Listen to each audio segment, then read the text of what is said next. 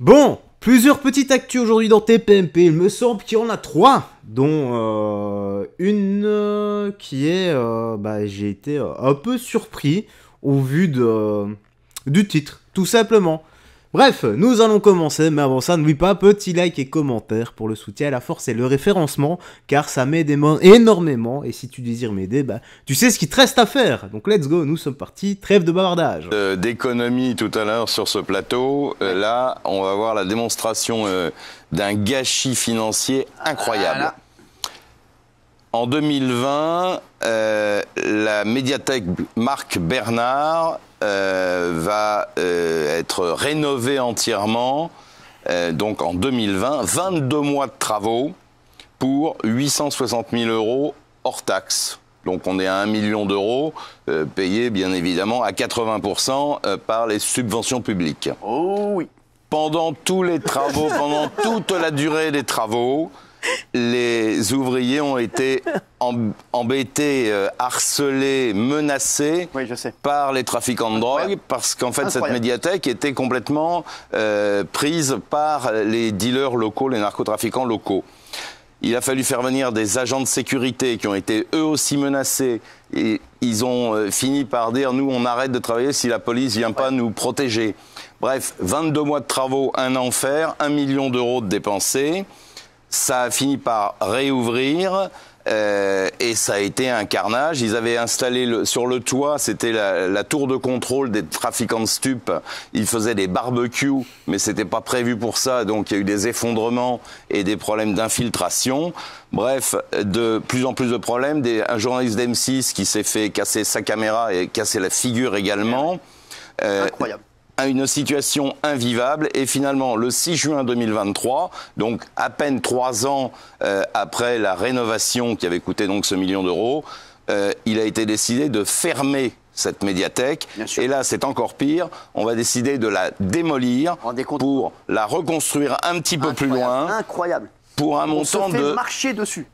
On se fait marcher dessus. Pour un montant de 270 millions d'euros. Alors pas uniquement la médiathèque, mais c'est tout un programme de rénovation urbaine, 270 millions d'euros. On ne se fait pas respecter. On ne se fait pas respecter. C'est un scandale absolu. C'est un scandale absolu, mais ça c'est ce qu'on sait. Vous imaginez tout ce qu'on ne sait pas. Mais moi, ce pays me rend fou. Je vous dis, il n'y a pas de poids, il n'y a pas de fermeté. C'est n'importe quoi, tout est laissé à volo. Les agents de sécurité se faisaient fouiller par les dealers. Mais oui, vous vous rendez compte Quand ils venaient pour assurer la sécurité des ouvriers, ils se faisaient fouiller par les dealers. Enfin, on est chez les fous. On est chez les fous. Vraiment chez les fous. C'est n'importe quoi. Les gars, quand je vous le dis, sérieusement, Stranger Things, le monde à l'envers, c'est vraiment pour ce genre de phase. Sans déconner, les dealers qui fouillent les agents de sécu. Qu'est-ce que c'est que ça? C'est la première fois que j'entends un sketch pareil. Voilà. Mais en même temps, ça ne me surprend pas. Pourquoi? Parce que la France, les gars, voilà. La France est bientôt l'état de l'Europe tout entier si on ne change pas, si on n'inverse pas les tendances.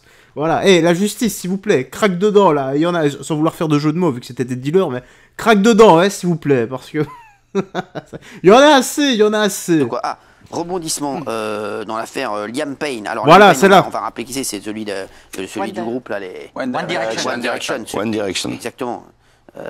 Et donc finalement, on avait dit il aurait chuté en tentant de fuir. C'est une histoire de fou. Ça. Oui, alors on ne savait pas très bien ce qui se passait. C'est le 16 octobre, il était à Buenos Aires dans un hôtel, Casa Sur Palermo, et on retrouve son corps 3 étages plus bas. Il serait tombé de son balcon, de sa chambre d'hôtel. On a évoqué un suicide, un accident, on ne savait pas très bien. Finalement, l'enquête révèle pas mal d'éléments. D'abord, on a de la vidéo, mais surtout, on retrouve à côté du corps ses affaires, une casquette, un sac Vuitton, et également une sacoche qui est tombée, elle, il était au 3e étage, la sacoche a été retrouvée au 2e étage. Ce qui veut dire qu'il partait avec ses affaires par la fenêtre. Mais plus grave, en réalité, les vidéos montrent que dans la soirée, il est très agité, sous alcool et sous drogue probablement, et 3 membres du personnel sont obligés de le prendre de force pour le ramener dans sa chambre. Et on voit une scène hallucinante où ils le tiennent par les pieds et par les mains.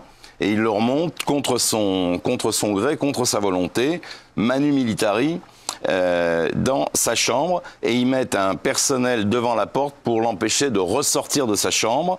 Et c'est à ce moment-là qu'a priori, il aurait essayé de revenir à l'intérieur de l'hôtel, mais en passant par la fenêtre.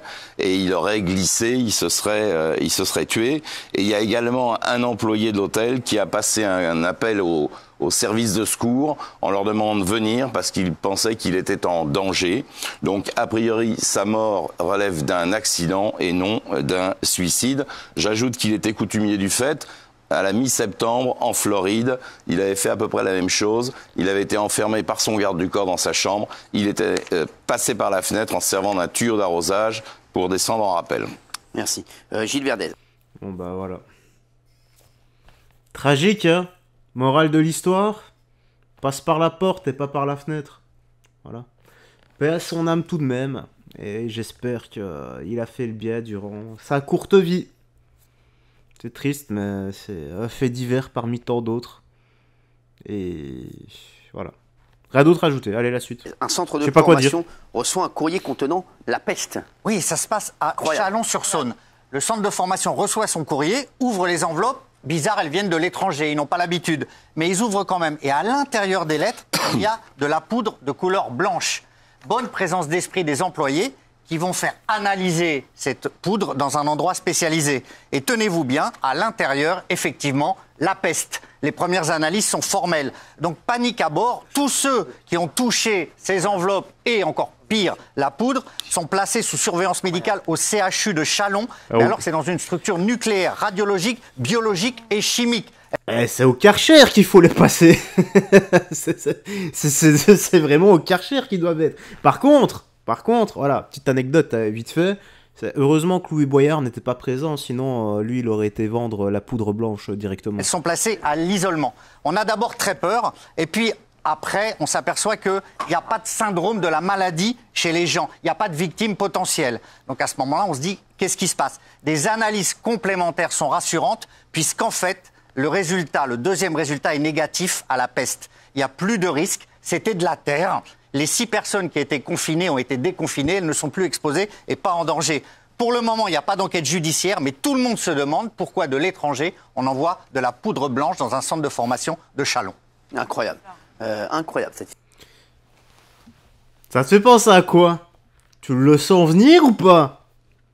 Imaginons un peu 2 petites secondes. Ce qui s'est passé il y a 4 ans d'ici recommence, mais avec une maladie d'antan. Qui a décimé, il me semble, un tiers de la population, hein. C'est ça, hein. Imaginons, osons imaginer. Oh non, j'ai pas envie. J'ai pas envie d'être de nouveau chez moi. Bon, heureusement, j'ai tout ce qu'il faut, quoi. Mais bon, quand même, j'aime sortir. La vie, c'est dehors, elle se passe pas à l'intérieur. C'est comme pour ceux qui pensent que je passe ma vie sur Internet, les gars. Non, je fais mes 2-3 vidéos par jour. Ça me prend pas longtemps. Ensuite, je sors de chez moi. Logique, non? Bref, j'espère que ça n'arrivera pas, les masques, tout ça. Non, de côté, je ne veux pas revivre ça. Ça va me saouler. Bon. Laisse-moi, je sais même plus parler, quoi. C'est le soir, je suis fatigué, j'ai été bosser aussi. Ouais, j'ai une vie normale, les mecs. Je bosse, je suis employé, moi aussi. Hein. Bon, promets, souhaite-toi, des gens que tu aimes, tu me laisses tes impressions dans l'espace commentaire. Et, s'il te plaît, Seigneur, faites qu'ils ne recommencent pas leurs conneries. Auquel cas, je ne me ferai toujours pas vacciner. Hein. Peace, fais très attention à toi, que Dieu te garde et que Dieu te bénisse. Garde la foi.